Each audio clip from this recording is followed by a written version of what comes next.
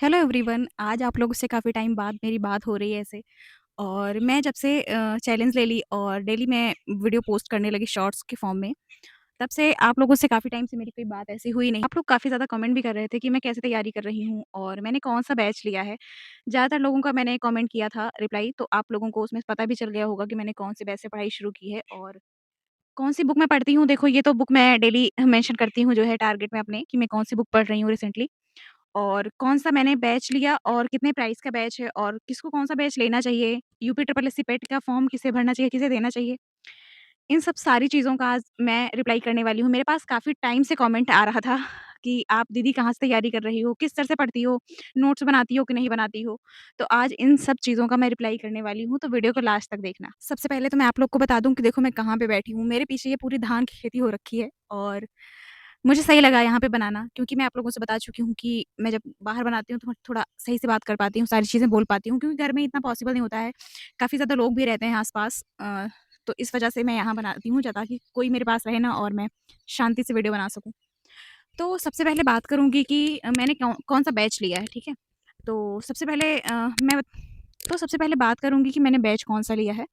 तो बैच जो है एग्ज़ामपुर ऐप है, एग्ज़ामपुर ऐप पे जो है उनका सहायता बैच जो है वो आई थिंक लॉन्च हुआ था 20 जून को, मुझे एग्ज़ैक्ट डेट नहीं याद है। तभी मैंने उसको लिया था बैच को, और लेकिन मैं क्लासेस तब से नहीं कर रही थी, क्लासेस मैंने अभी अगस्त से ही स्टार्ट करी हैं। मैंने कुछ-कुछ चीज़ें पढ़ी थी, जैसे हिस्ट्री में 2-4 क्लास कर ली थी और बस मैंने हिस्ट्री लिया था, सबकी इंट्रोडक्शन क्लास मैंने सबकी करी थी। तो इसलिए मैंने जो है वो बैच लिया, वो बैच तब मुझे ₹199 का पड़ा था। अब जो है एक अभिमन्यु बैच लॉन्च हुआ है, उसका प्राइस है ₹149 है और तब मैंने वो बैच लिया था, सहायता बैच। अगर किसी को लेना है तो अभिमन्यु बैच ले सकता है, लेकिन सहायता बैच अगर आप लेके रिकॉर्डेड फॉर्म में जल्दी-जल्दी कवर कर लोगे तो ज़्यादा सही रहेगा, उसमें ज़्यादा डिटेल में पढ़ाया गया है। और मैंने इसलिए लिया था उसको, तब उसके पहले कोई बैच आया नहीं था और मुझे लगा कि इसको लेके मैं पहले पढ़ाई शुरू कर दूँगी, लेकिन अनफॉर्च्यूनेटली मैंने पढ़ा भी नहीं कुछ उसमें से।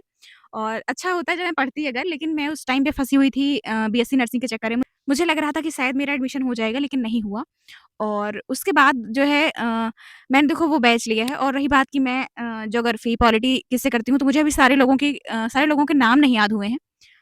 मुझे याद ही नहीं है यार कौन से सर पढ़ाते हैं। मैं पढ़ मतलब ये नाम मैंने देखा ही नहीं है। बस मैं कुछ लोगों को, जैसे राहुल सर हैं, एक सुधीर सर हैं, ऐसे नाम मुझे पता है, लेकिन एग्ज़ैक्टली नहीं याद कौन-सा सर कौन-सा सब्जेक्ट पढ़ाते हैं, बस मैंने ऐसे देखा हुआ है। और अभी मैं क्या-क्या पढ़ रही हूँ, ये बता देती हूँ। अभी देखो मैंने पहली बात तो मैंने यूपीजी के अभी स्टार्ट किया है, मैंने अभी तक नहीं पढ़ा था। और डीआई मैं एकदम साथ-साथ चल रही हूँ सर के, और मैथ भी मैंने कुछ किया हुआ है थोड़ा बहुत। मैंने हिंदी नहीं कब कब पढ़ी है अभी।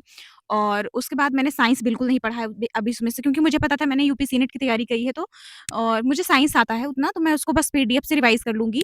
और बाकी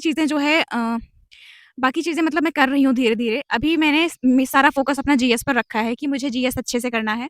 और उससे भी बड़ी चीज़ है कि मैं जीएस के लिए, जीके के लिए लूसेंट की बुक खरीदी हूँ। और लूसेंट की बुक यार आप लोग को मिल जाएगी 180-200 रुपए में। लूसेंट की बुक ज़रूर ले लेना, क्योंकि जो वन डे एग्ज़ाम होते हैं, आप सिविल सर्विसेज़ छोड़ दीजिए, बाकी सारे एग्ज़ाम के लिए वो काफ़ी होती हैं बुक। मतलब जो है लूसेंट की बुक काफ़ी है वो उतना पढ़ना। मैंने सोचा है कि यार पेट के एग्ज़ाम तक उसको 2 से 3 बार तो ज़रूर कवर कर लूँगी। अभी 2 महीने हैं उसके एग्ज़ाम में, और मेरी बुक अभी यार लेकिन आधी ही खत्म हो पाई है। फिलहाल मैं थोड़ा जल्दी शुरू करूँगी, क्योंकि जब मैंने शुरू किया तो मेरी आदत नहीं थी बुक पढ़ने की, मैं थोड़ा स्लो-स्लो पढ़ रही थी। अभी भी देखो 2-4 दिन से मेरी थोड़ी तबीयत नहीं ठीक थी, तो इस वजह से मुझे डॉक्टर के पास जाना पड़ रहा था बार-बार, तो थोड़ा-सा मेरा बीच में ब्रेक हुआ। मतलब मैं जितने डेली 20 पेजेज़ पढ़ पा रही थी, तो मैंने टारगेट तो लिया था उतने का, लेकिन मेरा सारा पूरा नहीं हो पाया था। कभी मैं 13 पेजेज़ पढ़ती थी, कभी 17 पढ़ती थी, कभी-कभी 10 पेजेज़ ही रहते थे। एक बार तो मेरा 5 पन्ने ही हुआ था, मैंने सिर्फ़ उतना ही पढ़ा था। तो ज़रूरी नहीं है देखो कि आपका सारा टारगेट कंप्लीट ही होगा, लेकिन जैसे अगर आप कभी लेट उठ जाते हैं, तो फिर ये नहीं होता ना कि आप लेट उठे हैं तो पूरा दिन खराब कर देंगे, क्योंकि आपने टारगेट बनाया था सुबह 4 बजे पढ़ने का और वो नहीं पूरा हुआ तो आप गिल्ट में पूरा दिन बिता देंगे। नहीं, ऐसा नहीं करना है। अगर आप किसी दिन 4 बजे का टारगेट बनाते हैं, 6 बजे उठते हैं यार, तो पूरा दिन पड़ा हुआ है उस चीज़ को कंप्लीट करने का। तो कभी भी गिल्ट में नहीं जाना है। सबसे बड़ी चीज़, मैंने इस बार प्रिपरेशन शुरू करने से पहले मैंने यही सोचा था कि मैं गिल्ट में नहीं जाऊँगी। अगर किसी दिन मैं लेट उठ जाती हूँ, तो ज़रूरी नहीं है कि पूरा दिन मैं पढ़ाई ना कर पाऊँ उस चीज़ को सोच-सोच के। तो मैंने सोचा कि यार जब भी मैं उठूँगी, मतलब देखो मैं सोचती हूँ कि मैं साढ़े 4 बजे उठ जाऊँ, कभी-कभी नहीं उठ पाती हूँ, तो मैं उसमें इतना सोचती नहीं हूँ, नहीं उठी तो कोई बात नहीं, किसी दिन मैं ज़्यादा सो ली अच्छे से, क्योंकि मुझे सोना भी ज़रूरी है मेरे लिए। ऑफ़ कोर्स सबके लिए होता है, लेकिन मेरा दिमाग क्या है ना कि जब मैं 4 से 5 घंटे ही सोती हूँ तो मेरा दिमाग काम नहीं करता। 2-4 दिन तक तो चल जाता है, लेकिन डेली ऐसे हो नहीं पाता कि मैं 4-5 घंटे ही सोऊँ। मुझे यार 6 से 7 घंटे की नींद ज़रूरी होती है, तो मैं हफ़्ते में 1-2 दिन, 3 दिन तो ऐसे मैं खूब ज़्यादा सो ही लेती हूँ कि इतना सो लूँगी तो मेरा थोड़ा माइंड सही रहेगा और मैं ज़्यादा पढ़ पाऊँगी अच्छे से। और उसके बाद मैं बताऊँगी कि बुक तो मैंने बता दी कि मैं लूसेंट कर रही हूँ और बैच मैंने सहायता बैच लिया हुआ है। तो अगर आपको सहायता नहीं लेना है तो आप अभिमन्यु बैच ले लीजिए, वो भी क्रैश कोर्स की तरह है, आप उससे कवर कर सकते हैं। मैंने पहली बार तैयारी शुरू की है इन सब चीज़ों की, तो मैंने सोचा कि अभी मैं ऐसे पेट के लिए तैयारी कर लेती हूँ। जैसे ही पेट का एग्ज़ाम हो जाएगा, फिर मैं सारी चीज़ों के लिए मतलब जैसे एसएससी का एग्ज़ाम हो गया या फिर वन डे एग्ज़ाम जितने भी होते हैं, मैंने सोचा उनके लिए जीएस में किसी अच्छे बैच से तैयारी करूँगी, चाहे खान सर का ले लूँगी या फिर किसी और का। मैं थोड़ा सोच के मतलब बताऊँगी कि मैंने कौन-सा बैच लेना है। अभी तो पेट का एग्ज़ाम है, आई थिंक 17-18 अक्टूबर तक हो जाएगा एग्ज़ाम। तो अगर जब तक एग्ज़ाम हो जाता है, फिर उसके बाद मैं जीएस अच्छे से फिर से शुरू करूँगी, इसलिए मैं अभी नोट्स नहीं बना रही हूँ। मैंने सिर्फ़ यूपी जीके की नोट्स बनाई है। 1 मिनट, फ़ोन पकड़े-पकड़े मेरा हाथ बहुत दर्द कर रहा है। और उसके बाद मैं बता दूँ कि देखो मैंने नोट्स नहीं बनाई है और सबसे ज़रूरी बात ये है कि नोट्स बनानी चाहिए, लेकिन मैंने नहीं बनाई है। तो मैंने इसलिए नहीं बनाई क्योंकि मुझे था कि मैं जीएस फिर से पढ़ूँगी, किसी अच्छे और टीचर से पढ़ूँगी। अभी तो मैं पेट के लिए तैयारी कर रही हूँ और फर्स्ट टाइम भी पढ़ रही हूँ और मैंने लूसेंट भी पढ़ रखा है, तो लूसेंट में मेरा हिस्ट्री, ज्योग्राफी मैं ऐसे एक साइड से पढ़ती चल रही हूँ, मतलब एक से एक सब्जेक्ट नहीं पढ़ रही। मैं ऐसे पूरा 1 पेज टू से लास्ट तक पढ़ना चाह रही हूँ, मतलब एक तरफ से सब कुछ कवर करते हुए। तो मेरा हिस्ट्री हो चुका है, ज्योग्राफी हो गया है और ये एनवायरनमेंट हो चुका है और इकोनॉमिक्स हो चुका है और अब मैंने शायद शुरू किया पॉलिटिक्स शुरू किया मैंने। तो अब पॉलिटिक्स शुरू किया है मैंने, तो उसके बाद जो है फिर शायद इसके बाद मेरा साइंस आएगा, साइंस पढ़ूँगी।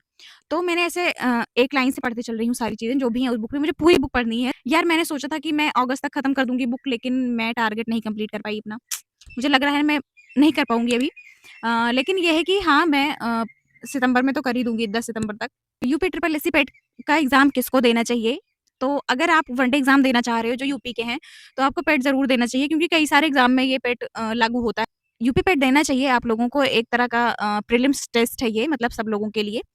तो आपको ये एग्ज़ाम देना चाहिए, इसके बेस पे आपकी मेरिट बनती है, तभी आप किसी और एग्ज़ाम के लिए एलिजिबल होते हैं। जैसे वीडियो की आती है भर्ती, तो वीडियो के लिए भी आपको इसका एग्ज़ाम देना पड़ता है और लेखपाल की आती है भर्ती, उसमें भी आपको पेट का एग्ज़ाम लगता है और एक लोअर पीसीएस की आती है, उसमें भी, और एक शायद जूनियर असिस्टेंट है, उसमें भी लगता है। तो ये सारी चीज़ों में आपका पेट का एग्ज़ाम लगता है, उसका नंबर।